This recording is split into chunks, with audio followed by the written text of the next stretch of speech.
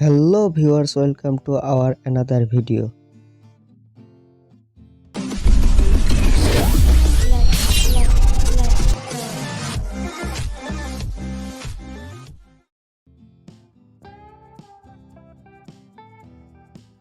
আমরা আজ নিজেরা দম বিরিয়ানি রান্না করে খাবো।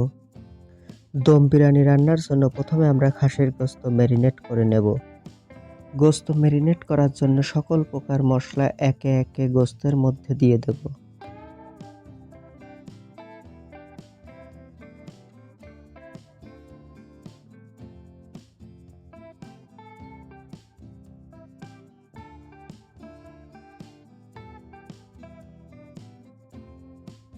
সব মশলা দেয়া হলে ভালোভাবে মশলা মেশাবো, যাতে প্রতিটা গোশতের সাথে